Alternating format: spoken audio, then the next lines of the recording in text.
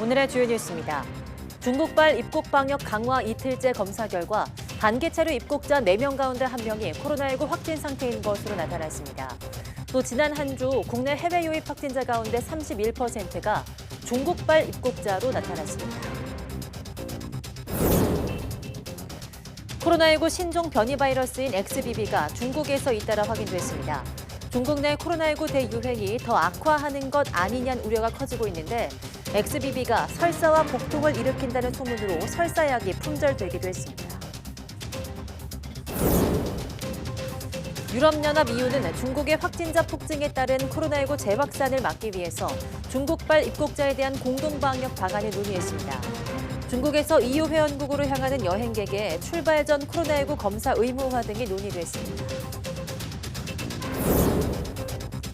미국 국무부가 인공지능과 양자 컴퓨터 등 핵심 신흥기술 관련 업무를 담당할 사무소를 신설했습니다. 토니 블링컨 장관 결정으로 만들어진 이 사무소는 신흥기술 정책 전문성을 키우고 기술과 관련한 외교 업무도 담당한다는 계획입니다. 때 아닌 따뜻한 날씨로 유럽에서 문을 닫거나 운영을 줄이는 스키장이 늘고 있습니다.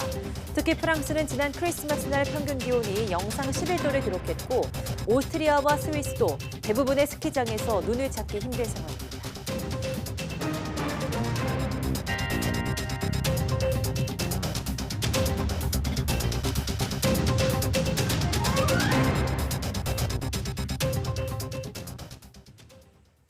여러분 안녕하십니까?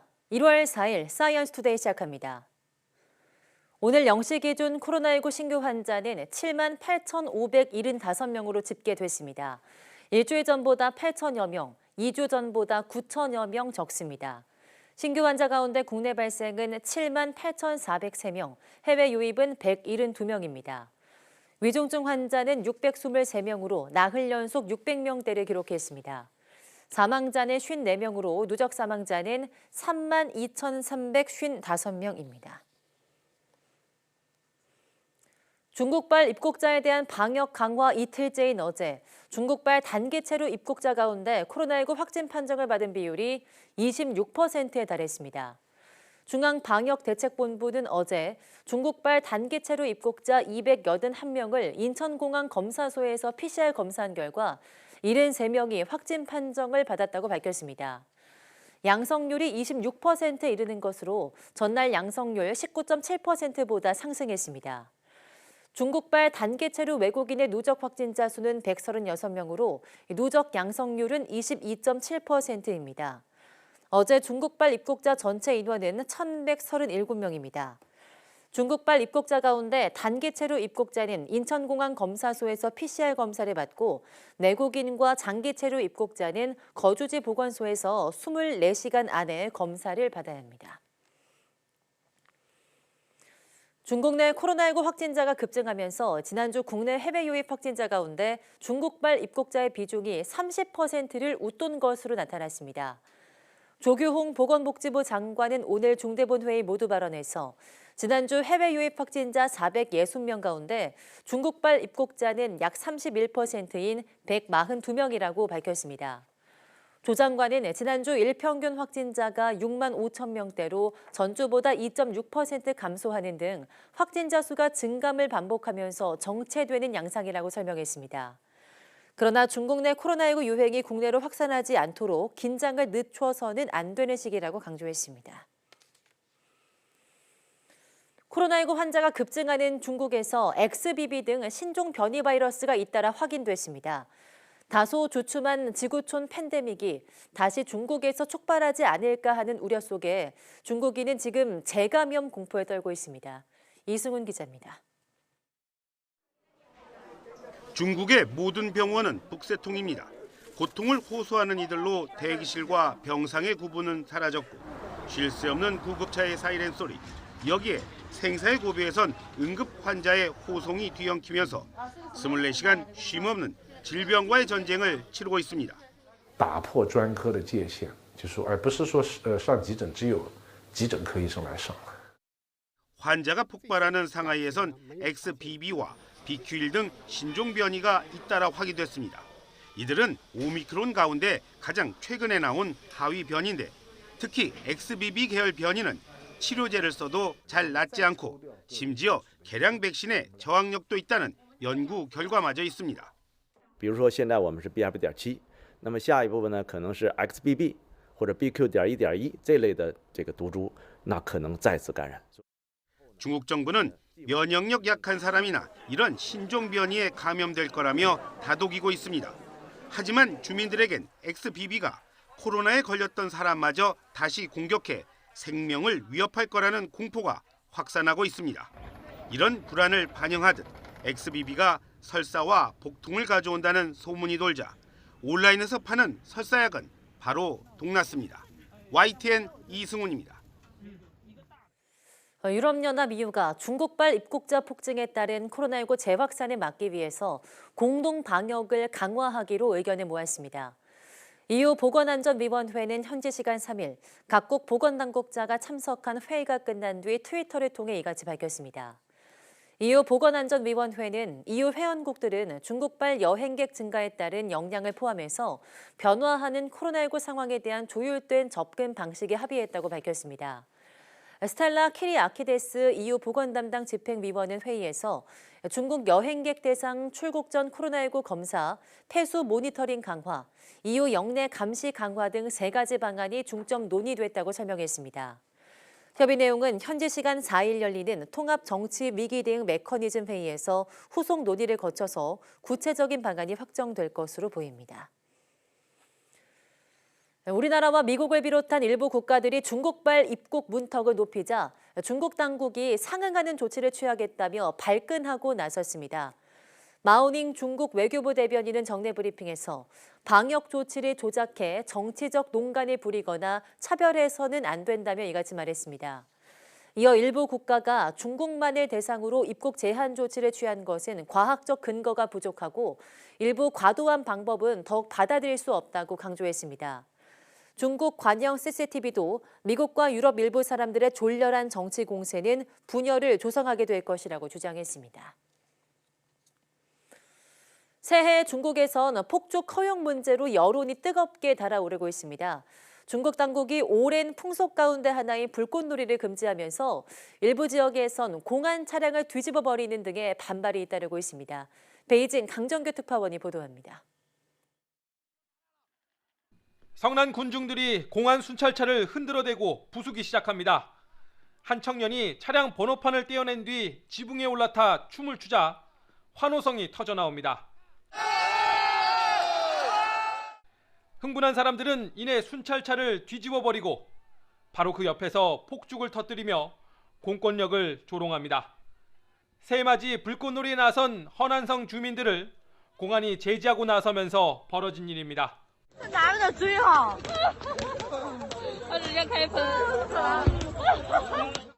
같은 시간 주변 정저우시의 한 놀이공원에선 환불 시위가 벌어졌습니다. 자정에 맞춰 불꽃놀이를 하기로 했다가 당국의 금지로 갑자기 취소했기 때문입니다.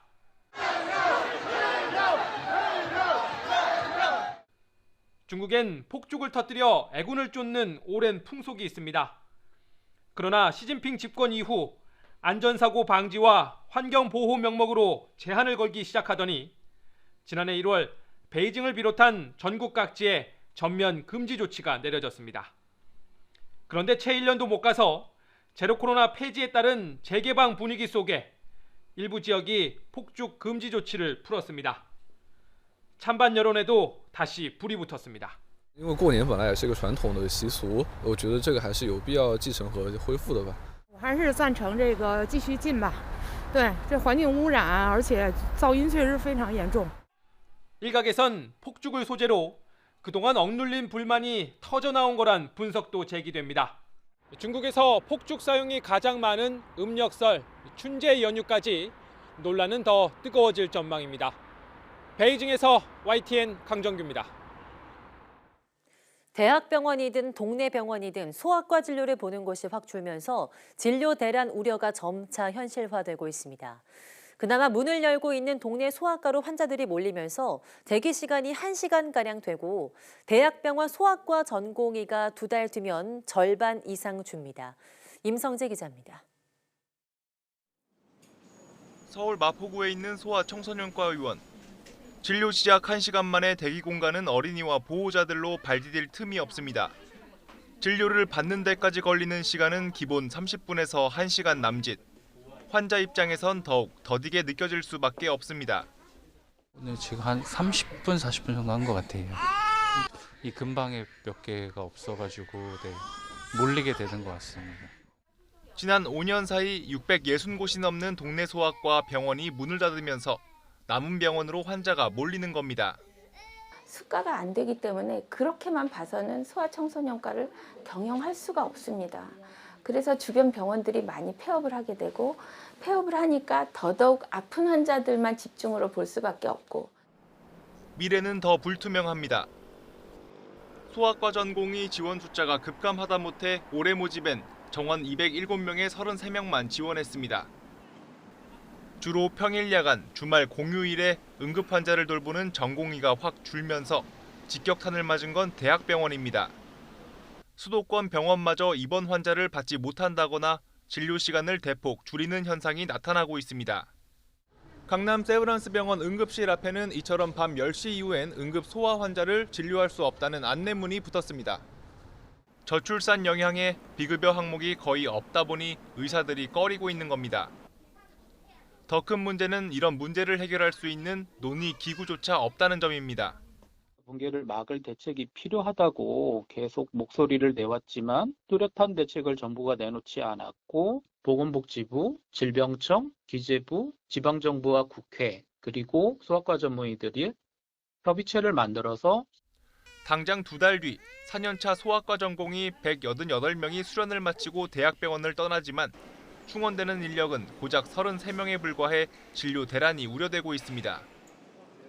이미 소아진료 인프라가 도미노처럼 붕괴하기 시작했다는 지적이 나오는 만큼 대책 마련이 시급한 상황입니다. YTN 임성재입니다. 유럽의 때 아닌 따뜻한 겨울과 적은 눈으로 문을 닫거나 운영을 줄이는 스키장이 늘고 있습니다. 오스트리아의 인스부르크, 스위스의 비아르슈를 오른 독일의 랭그리 등 유럽의 유명 스키장 가운데는 올 겨울 흰 눈을 찾아보기 힘든 곳이 많아지면서 겨울 눈을 즐기려던 많은 스키 동호인들을 안타깝게 하고 있습니다. 특히 프랑스의 경우 지난 크리스마스 날 평균 기온이 11.3도를 기록해서 지난 1948년 첫 관측 뒤 1997년에 이어서 두 번째로 포근한 크리스마스를 기록했습니다. 전문가들은 이런 상황이 계속되면 이번 세기 말에는 알프스 산맥의 낮은 지역에서는 스키를 타는 것이 불가능할 수 있다며 화석연료 사용을 줄여서 지구온난화를 막아야 한다고 지적하고 있습니다.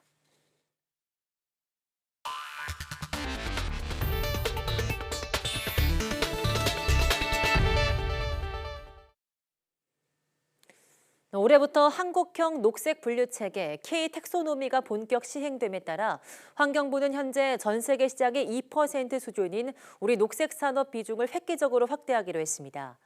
올해 20조 원, 2027년 100조 원의 수출 목표를 제시했습니다. 최명신 기자가 보도합니다. 미래 먹거리로 불리는 녹색 산업. 하지만 우리나라의 녹색 산업 규모는 전 세계 시장의 2% 수준에 불과합니다. 윤석열 대통령은 지난해 수출 전략회의에서 환경부가 환경산업부란 각오로 녹색 산업 수출에 힘을 보탤 것을 주문했습니다. 이것이 신성장 분야가 되기 때문에 그런 산업을 키워나가는 그런 선제적으로 일하는 그런 부처가 돼야 한다. 환경부는 새 업무 보고에서 탄소 중립과 순환경제, 물 분야 등 유망 3대 녹색 산업을 신성장 동력으로 육성하겠다고 밝혔습니다.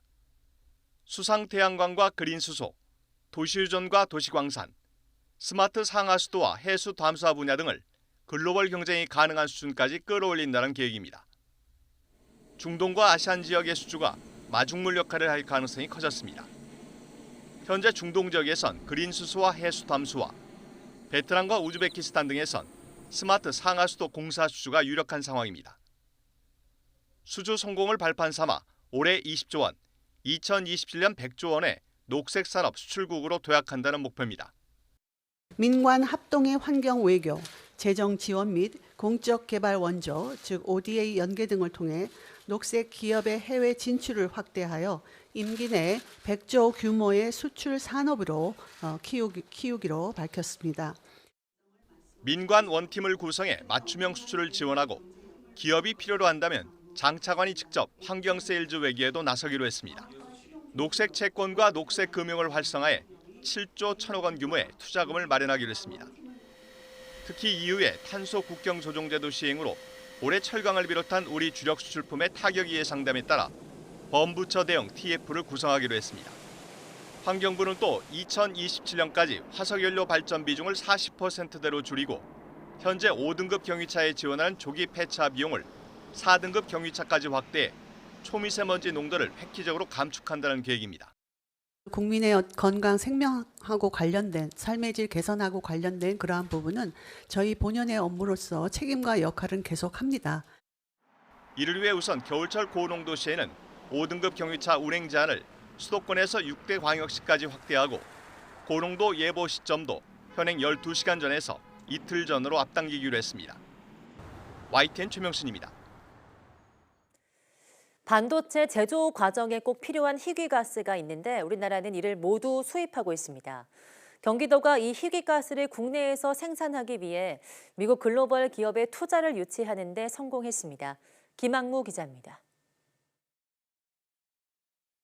반도체 산업에서 없어서는 안 될 희귀가스는 크립톤과 제논, 네온 등입니다. 지구상에 극미량만이 존재해 대량 생산이 어렵고 인공적인 생산도 불가능합니다. 그동안 국내 업체가 전량 해외에서 들여와 국내 업체에 공급해왔습니다. 반도체 제조용 희귀가스를 수입해 공급하는 업체입니다. 산업용과 의료용 가스를 생산하는 곳인데 이 업체가 앞으로 반도체용 희귀가스를 직접 생산하게 됩니다. 세계 최대 산업용 가스 생산업체인 미국 린데사가 이곳에 2031년까지 1,500억 원을 투자해 희귀가스를 생산하기로 한 겁니다. 반도체뿐만 아니라 바이오나 또 AI 빅데이터나 또 모빌리티 모든 부분에 있어서 투자와 또 일자리 만들기에 전념을 다하겠다는 말씀을 다시 한번 드립니다. 이 업체가 생산하게 될 희귀가스는 국내 공급량의 절반 정도. 국내 반도체용 희귀가스 공급망 안정화와 수입 대책, 신규 일자리 창출 등이 기대됩니다. 지난해 미국 램 리서치 등 반도체 장비 회사에 이어 이번 반도체용 희귀가스 생산업체 등 세계 최고 반도체 소부장업체의 유치로 경기도가 세계 반도체 산업의 중심지로 주목받을 것으로 보입니다. YTN 김학무입니다. 미국 국무부가 인공지능과 양자 컴퓨터 등 핵심 신흥기술 관련 업무를 담당하는 사무소를 신설했습니다. 국무부는 여러 핵심 신흥기술이 미국 대외 정책과 외교에서 빠질 수 없는 부분이 돼서 토니 블링컨 장관 결정으로 사무소를 신설했다고 설명했습니다. 미 국무부는 이를 통해서 기술 정책 전문성과 외교력을 강화하고 핵심 신흥기술에 대한 전략적인 방향성을 제시할 것으로 기대하고 있습니다. 또 생명공학과 인공지능, 양자정보기술 등 사회와 경제 안보 번역할 핵심 신흥기술 외교 정책을 개발 조율하면서 외국 파트너와 협의하는 업무를 맡게 될 것이라고 설명했습니다. 미국의 전기차 업체 테슬라가 배터리 성능을 부풀려 광고했다가 과징금 28억여 원을 물게 됐습니다. 일부 모델의 경우 한 번 충전으로 가능한 실제 주행 거리가 광고의 절반에 불과했습니다. 이영원 기자입니다. 한 번 충전으로 500km 이상 달릴 수 있다는 테슬라 광고 문구입니다.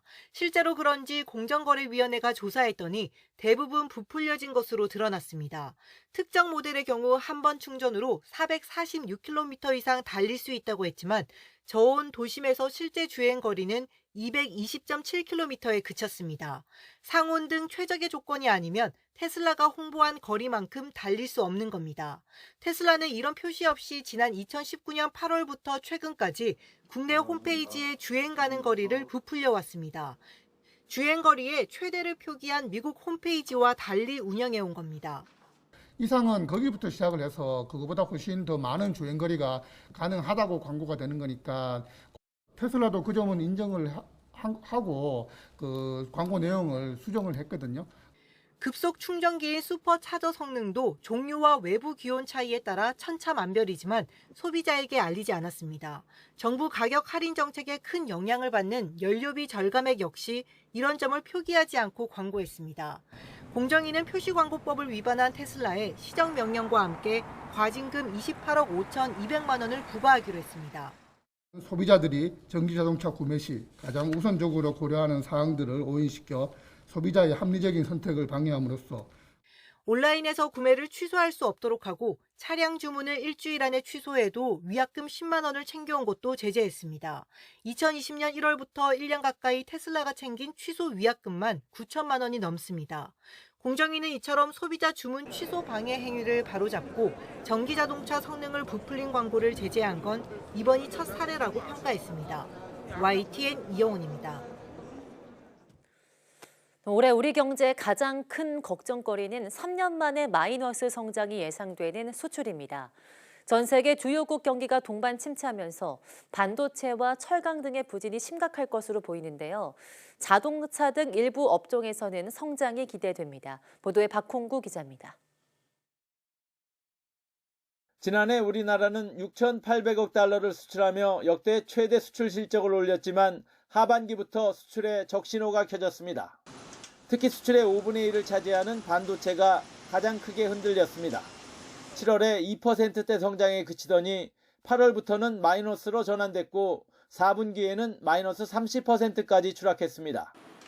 중국의 코로나 봉쇄와 글로벌 경기 침체로 수요가 감소하고 메모리 가격이 하락했기 때문입니다. 글로벌 인플레이션이랑 경기 침체에 대한 우려가 이제 전 세계적으로 있습니다. 네, 그러다 보니까 IT 제품에 대한 수요가 제일 먼저 직격탄을 맞았고요. 13개 주요 수출 품목 가운데 철강과 석유화학, 디스플레이 등이 하반기부터 반도체와 비슷한 하강 곡선을 그리고 있습니다. 올해는 이 가운데 8개 품목의 연간 수출 증가율이 마이너스를 기록할 것으로 보입니다. 반도체가 마이너스 15%로 가장 크고 석유 제품, 철강 등의 부진이 심각할 것으로 보입니다. 우리는 선진국뿐만 아니라 신흥국까지 모두 동반 경기 부진 내지는 침체가 예상이 되기 때문에요. 해외 수요가 부족한 것이 가장 큰 원인이 되겠고요.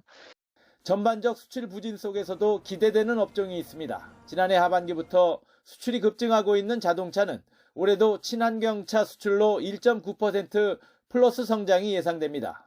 올해에도 더욱 진화된 차량을 개발하고 공급해서 글로벌 전기차 리더십을 공고히 하고 또 전동화 체제의 전환을 지속해 나가는 것이 이제 우리의 사명입니다. 전기차에 들어가는 2차 전지도 수출이 20% 이상 늘고 선박은 앞서 수주한 LNG 운반선 등의 인도가 이어지면서 27% 성장이 예상됩니다. 하지만 전체적으로 올 한 해 우리 수출은 4%에서 4.5% 마이너스를 기록할 것으로 전망됩니다. 수출 부진은 생산 감축과 국내 경기 둔화로 이어지며 경제의 활력을 떨어뜨리게 됩니다. 다만 수출 어려움은 상반기에 집중되고 하반기로 갈수록 반도체 업황이 개선되면서 점차 회복할 것이라는 게 대체적인 관측입니다.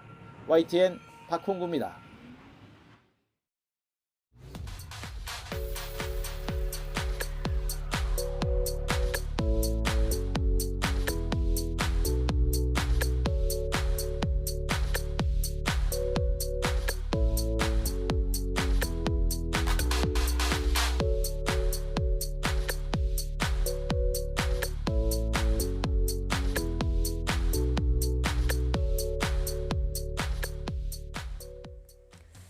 해가 바뀌었지만 경제 상황은 좀처럼 나아질 기미를 보이지 않고 있습니다. 올해는 전기료 인상에 이어서 대중교통, 공과금 등 생활 밀접 요금 등이 줄줄이 오를 예정이라서 서민들의 한숨이 깊어지고 있는데요.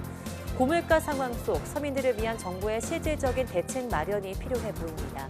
뉴스 마치겠습니다. 시청해주신 여러분 고맙습니다.